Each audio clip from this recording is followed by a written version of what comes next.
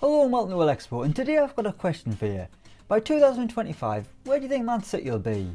Will they still be dominating under the brilliance of Pep Guardiola, or will the Champions League hoodoo continue deep into the future? Well, using our Football Manager 2020 simulation, we're going to bring you the answers to those questions. And first things first, Pep Guardiola's gone.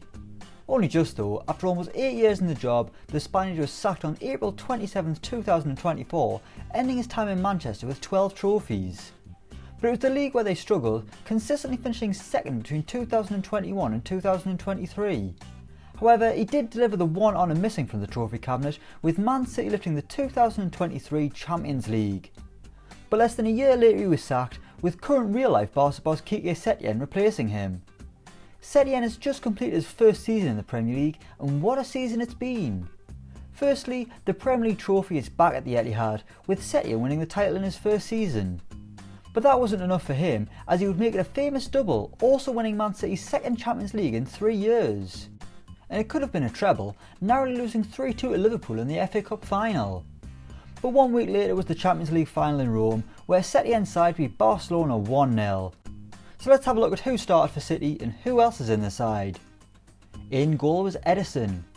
It was a heroic performance in the final from Ederson, who got himself a clean sheet and a rating of 7.5 to win his second ever Champions League. The Brazilian has just completed his 8th season as City's number 1 and he's been unrivalled, averaging 7th throughout the simulation. This has actually been his worst season, conceding 40 goals under the new manager, which maybe suggests that Setien is a bit looser at the back compared to Pep. Sadly for Ederson, he still hasn't scored a goal, meaning he likely isn't on penalty duty like he should be. Right back was Jose Jimenez. While City seemed a bit more slack at the back, they had an absolute brute on the right of defence in the final. Jose Jimenez is normally a centre-back but is often used as full-back by City, and he did an alright job really, although I doubt he was flying up and down the flank and putting crosses in. He's been decent for City though, solid if unspectacular since his £63 million arrival from Atletico in 2022. Centre-back was Danielle Burton. The one and only regen in this starting 11, City started the 2025 Champions League final with a teenager in defence, 19-year-old Burton, who has barely played at all during the simulation so far.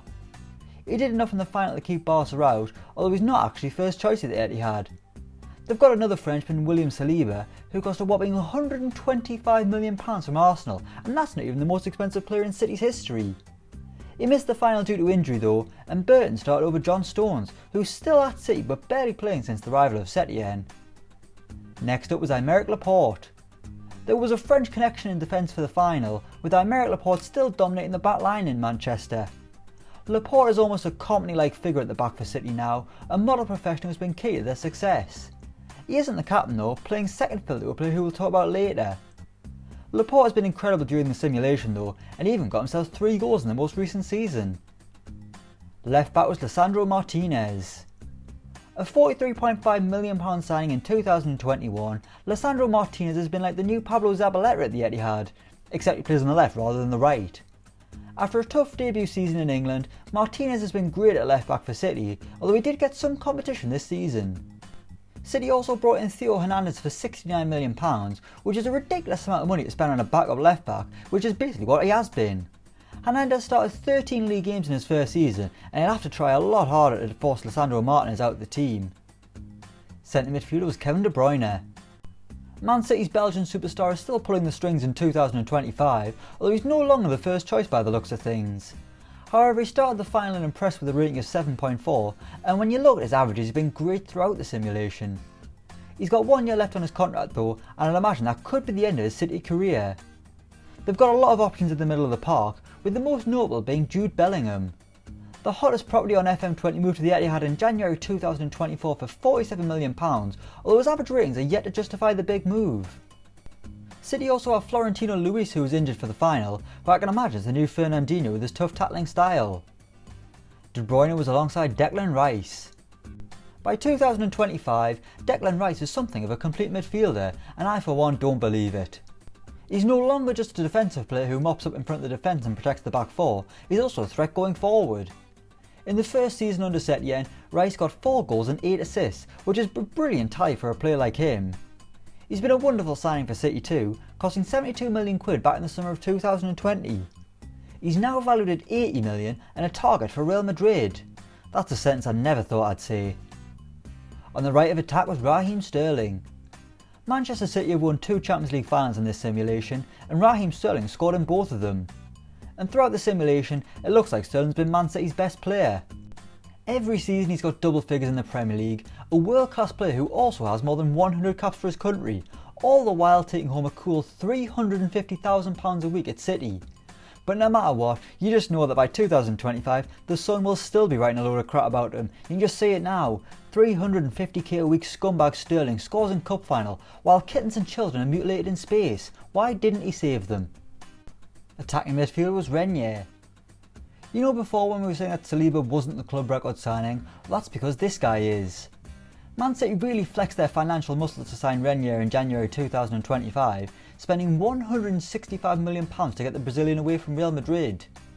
At the age of 23, Man City have invested heavily in their future, especially since Phil Foden abandoned them for Barcelona.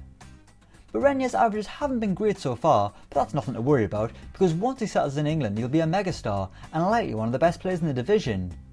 But if he doesn't perform, City also have James Maddison in reserve, who just epitomises the ridiculous depth that this City side have. On the left wing was Sebastiano Esposito. City had a young Italian flying down the flank in the final, and a young Italian who cost a lot of money in 2023.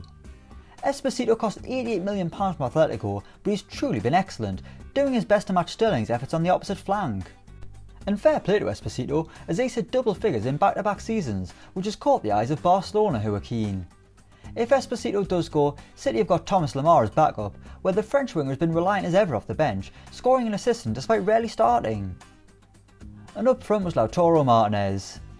The final piece of the Man City jigsaw, they still have an Argentinian leading the line, but by 2025 it's Lautaro Martinez. He's actually the club captain, which is pretty surprising, but his performances have been obscene. He's the third player who cost more than £100 million, and just look at those numbers. In all competitions he's got 29 goals, 31 goals, 26 goals, and then 34 in the most recent season. He leads by example, and City will be praying he doesn't join Barcelona this summer. If he does go, City have got Luka Jovic as backup, who's got incredible averages despite not scoring a huge amount of goals. I suppose they could always bring back Sergio Aguero, but he's on his way back to Argentina with Boca Juniors, having been sold by City in 2022. Maybe they could just give Paul Dickov a ring, or even better, Rolando Bianchi. So that's Man City in 2025 according to our Football Manager 2020 simulation. Let us know what you think in the comments below. As always, don't forget to like, share and subscribe to Elecspo, and until next time, we'll see you around.